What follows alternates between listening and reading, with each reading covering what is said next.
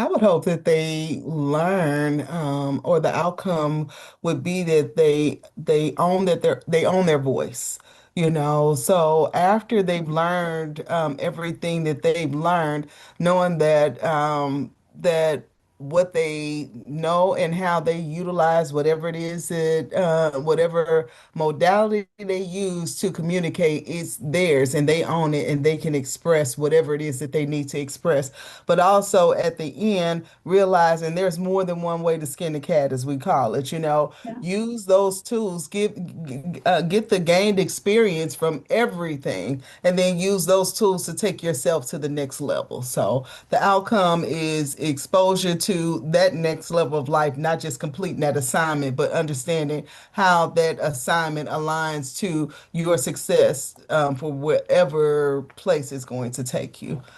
Closing a kid at Publix, graduated from one of our high schools.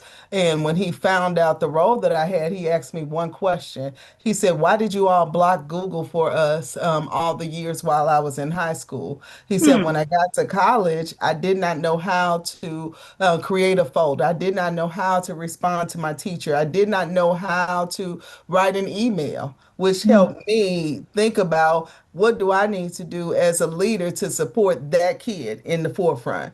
So when something is blocked on our network, I'm considering that kid at the grocery store. When the piece of a curriculum is not being taught, I'm considering that kid at the grocery store, because we're teaching in that current state, but we're not looking at that outcome that students should be able to Hmm. have access to and align their life to, based off of what we're supposed to be educating them in the school system. So, There's some type of 100%.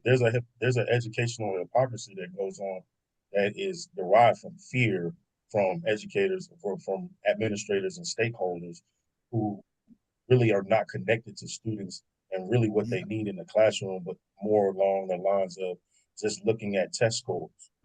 A lot of them are just looking at test scores and seeing how the students are performing on tests. So a lot of the curriculums are designed around making sure that students know how to take tests, but yet still are not making sure they understand how to think when and what to think, and putting them in real world situations for them to have in class that they already are showing in the real world. Sometimes it's not the best decisions they make, or they don't analyze things the right way, but sometimes they're taking that away from us as teachers to be able to do that. So to your point, Hmm. blocking something like that is coming from fear. It's not about it being hacked per se, but it's coming from that fear of like what AI is.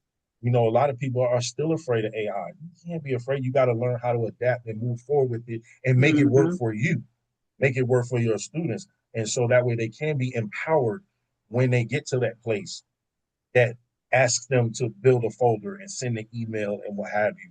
Now they feel comfortable and that they can do that because they were taught how to do it. They were given the exposure that we Hmm. talked about earlier and the access to be able to do that. So now they can be successful, because a lot of times that breaks them down psychologically when they can't even do the simple things.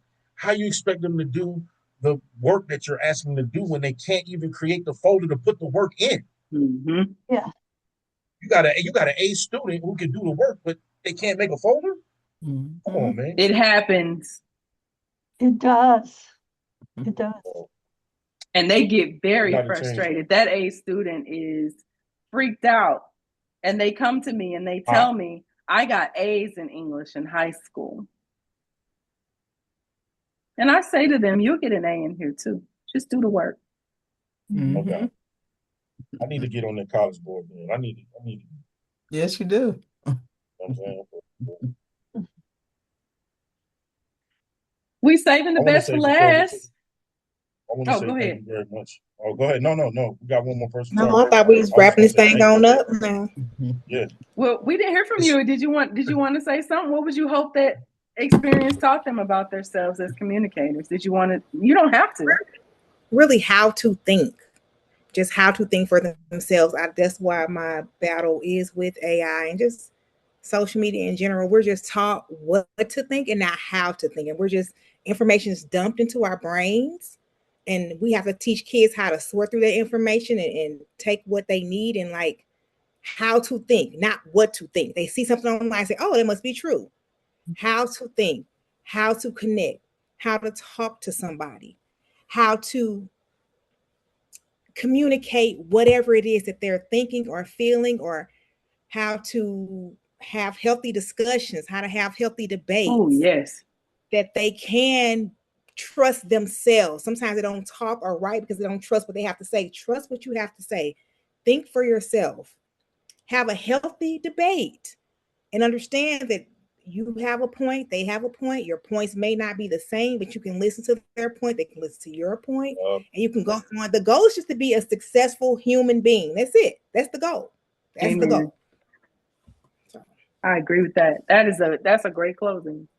The goal is definitely for all of us to be successful human beings. And then we could get into what success means, but I think it means exactly what this collective stands for, you know, coming together with some shared ideas, some differing, but respecting each other and doing the work to create a better world. Create a better world. Thank y'all. I really appreciate you. This was my last recording. This is my last recording of the whole series. It's been amazing. So thank you. Thank you for having us. All right. Thank you for the. I hope you feel like your voices will be heard. Yeah. Yes. For sure.